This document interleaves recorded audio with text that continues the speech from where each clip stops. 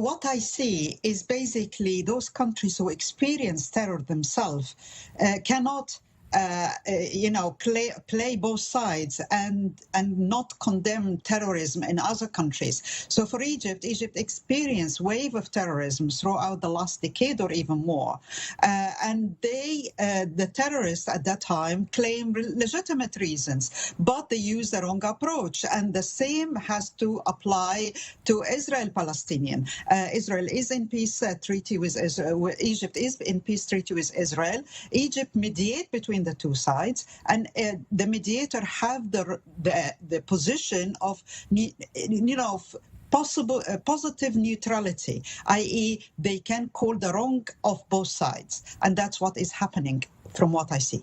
Can we talk about the response from Saudi Arabia? Because I think this is particularly interesting, because it was slightly more cautious, slightly more ambiguous. They condemned the targeting of civilians, but they also stressed the necessity of stopping the escalation, reviving the peace process and ending the occupation.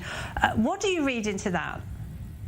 I read into that Saudi Arabia is playing a new position from just 100% backing the Palestinians, whether they are right or wrong, to a new Saudi Arabia who are opening to fair relationship with the outside world, who are trying to convince the Palestinians to engage in peace process. And Saudi Arabia now is carefully choosing its word, but it is in the right direction toward peace. Nirvana, please do stay with us. I'd like to bring in Lawai Al-Sharif from Abu Dhabi. He's a peace activist and an expert in Arab-Israeli relations. Lawai, we're talking about the reaction from Saudi Arabia and also the UAE. And how do you interpret those comments?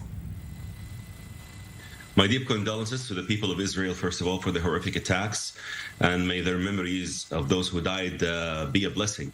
So I read the two statements by the Ministry of Foreign Affairs in the UAE and Saudi Arabia, not shifting, but that's trying to make a balance, between what's happening in Israel and what's really wanted to be happening in the region. I mean, like the peace process. So when Saudi Arabia made a statement, it was overwhelmingly, I would say, positive in a way. I know it would not point fingers directly to the Palestinians, but saying we condemn violence by all forms, it was absolutely meaning that the situation is deteriorating in Israel and the Palestinian territories, and we condemn the killing of all civilians. That was referring to the synagogue incident. So this is very positive, and I believe, as I told you before, Laura, that Saudi Arabia is led by an ambitious leader, a young leader, a king who will be in the throne for the next 50 years, Prince Mohammed bin Salman, and he is someone who wants to make the region more stable. And I believe it's a matter of time when peace between Israel and Saudi Arabia will happen. Nirvana, you've written online about the situation more broadly for both Israelis and Palestinians, and about the rise in extremism on both sides. Could you elaborate a little on that? Yes, Laura. First, greeting to you, to your guest from the United Arab Emirates, and I share most of his views. And also, I think the whole region are looking with horror at the state of hysteria among the Palestinian society these days.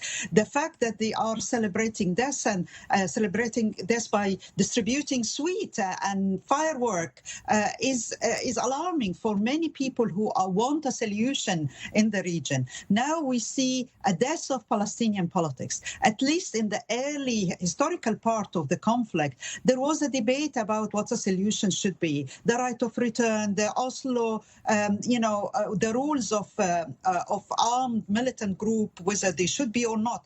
Now this debate is dead. The armed militant group are dominating the scene, and they are playing the role of political agitators who are exploiting the situation to prove their existence, but they are not after a real solution who can end the misery of the Palestinian people. Now the Palestinian conflict, what I see, is only a flag, a kofaya, a celebration of sweet, a state of political diabetes, which is equal to medical diabetes, can destroy the body of the Palestinian society, from what I view.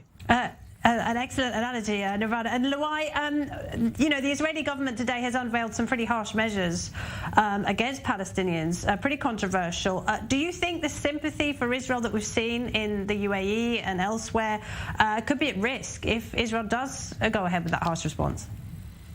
I second Nirvana when she said that it's sickening to see people celebrating the death of innocent people coming out of the synagogue.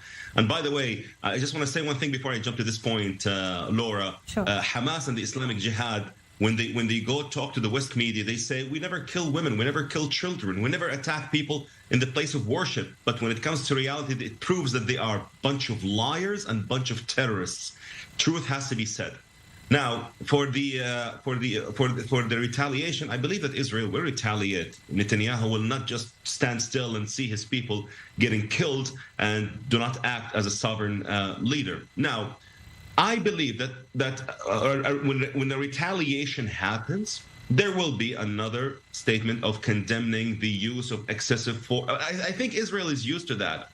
And I think that it's going to happen because, in the Arab world, we want to balance the scale. We want to say that we care, and I do care, for the well-being of the Palestinians, and we want the Palestinians to have hope, as the Saudi Minister of Foreign Affairs said, and we want the Palestinians to enjoy living in dignity.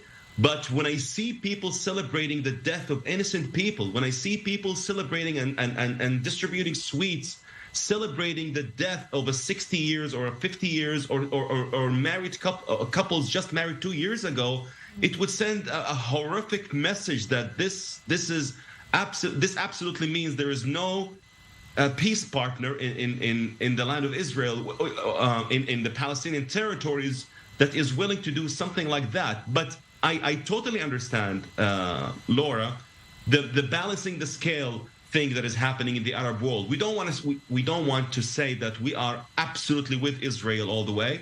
We want to give the Palestinians a message that we are willing to be with you. We are willing to help you, but help me help you. Help yourselves first. Prove that you are worthy of having a true, genuine peace, so we can put more pressure on Israel to give concessions. This is why you see Saudi Arabia and the UAE and other countries condemn Israel sometimes, because they are sending the message to the Palestinians: we are exhausting all of our options. Help us help you.